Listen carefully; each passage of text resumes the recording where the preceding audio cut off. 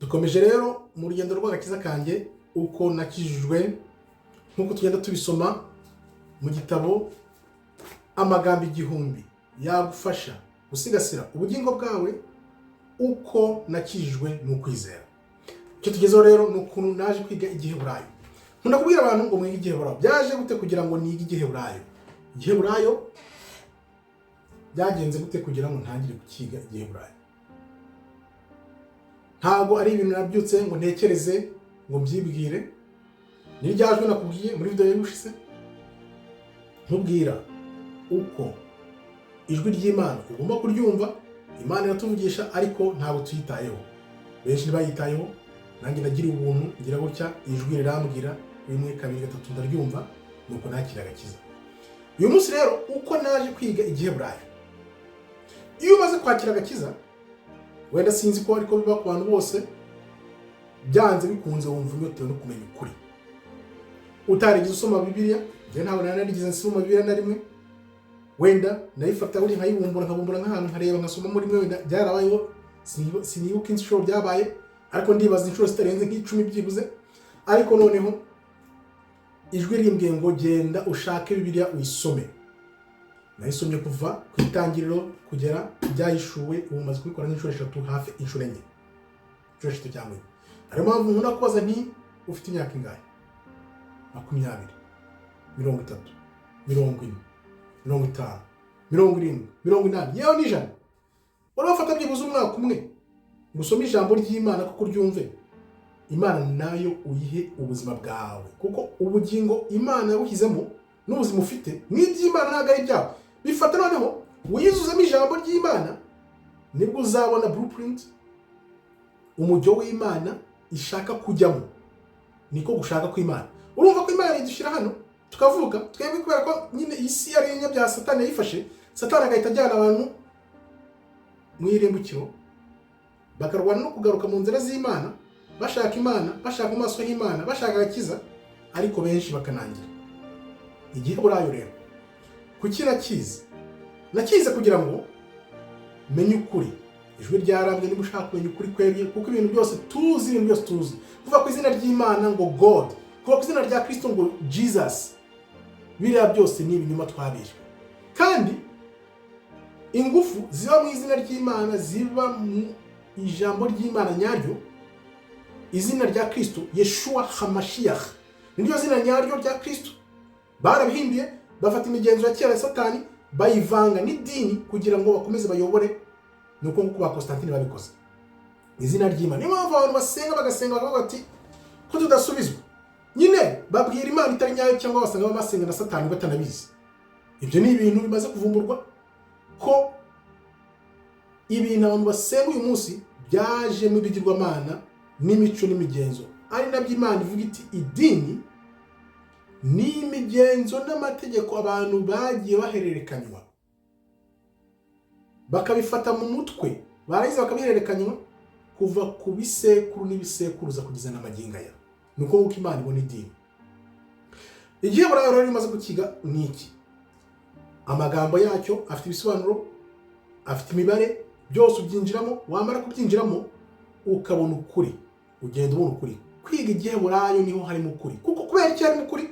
Kuko niryo jambo ry'umwimerere, nirwo rurimi rw'umwimerere abantu bagiye bahindura uko ibihugu byagiye bifata igihugu cy'isezerano bakakijyana bunyago. Ngaho za Ashuru, ngaho Babylon, ngaho mu Persi, ngaho abagereki noneho bigeze ku bagereki byahumye ku murari. Ari no mpamvu bafashe ururimi rwabo bakaruha imibare kugira ngo nanone basibanganye igiheburayo. Urumva ko barabyiganye. Ariko urugero nkunda gutanga hamwe bavuga ngo Kristo ngo ni Alpha na Omega. Babyiganye babikopeye mu giheburayo ko ari Aleph na Tav. Kristo ni Aleph na Tav n'ibindi byose biri hagati. No kuvuga ngo iri ijambo niryo Kristo. Ariyo mpamvu bamwise ngo ni Aleph na Tav. Nako Alpha na Omega babikopeye kuri Aleph na Tav. So bivuze iki? Bivuze ko iyo umenye igiheburayo bituma noneho umenya ibintu byose babeshye ukagenda umenya kuri buhoro. Nuko nizi igiheburayo abagikunze kikaba kinyereka ukuri uyu munsi reka nyibakundishe kugira namwe muze mwige igiheburayo. Hano dufite alef, bet, vet, gimel, dalet, he, vav, zayin, het, tet, yod, kaf, haf sofit, lamed, mem sofit, nun sofit, samech, ayin, pe, fe sofit, tsadi sofit, kuf, resh, shin, sin, and tav. Na tav ni ukuvuga ngo Kristo ni alef, tav. Ibi ni byo bya mbere. Ni alef na tav. Abagereki barabihinduye babifata babigira alfa na omega. Ntibakubwira babikuye, ntibakubwira ibyo aribyo barangije noneho bahindura n'izina ry'umwami Kristo babyita ngo ni Jesus. Kirya gihe inyuguti J iriya J ntiyabagaho.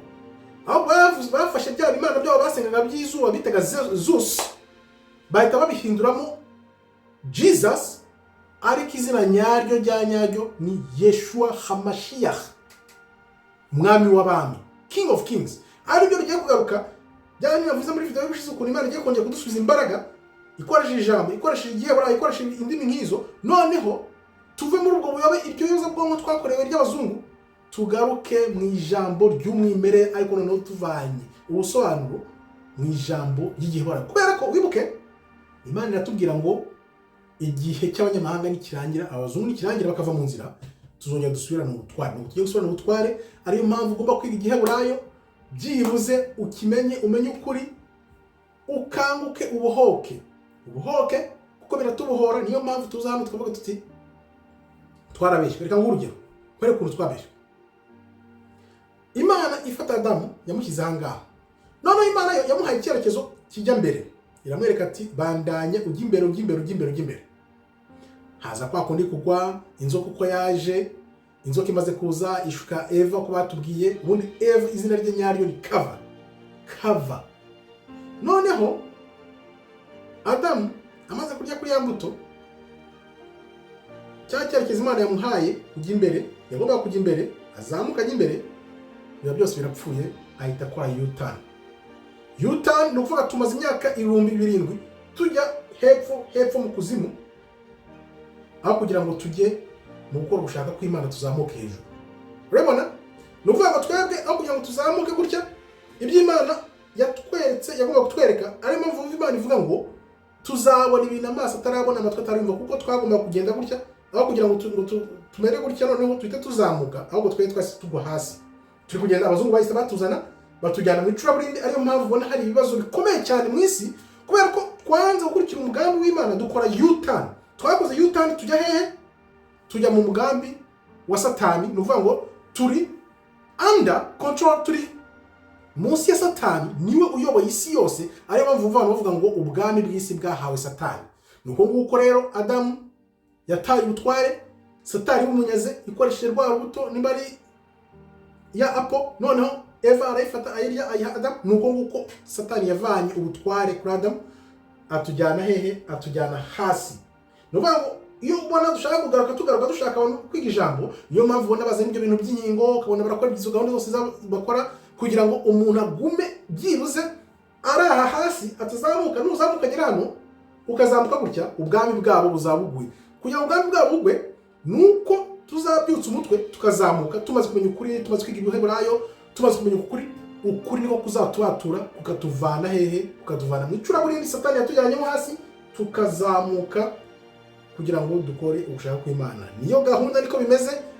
Nicyo abazungu bari kurwana cyo kugira ngo abantu batazamuka baze hejuru, bagume bari hasi aho Satani yabajyanye, bagume muri za U-turn zabo. Ahubwo igihe kirageze tuzakora indi U-turn no kugira ngo dukore U-turn ituzamura, itujyane hejuru, no tubone noneho bya bindi Imana yatubwiye amaso tutarabona n'amatwi tutariyumva.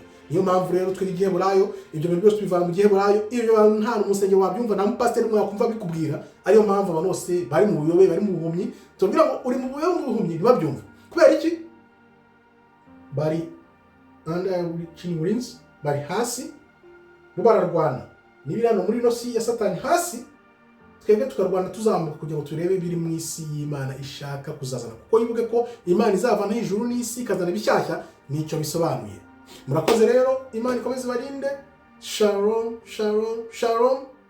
Toda raba, tov meyod.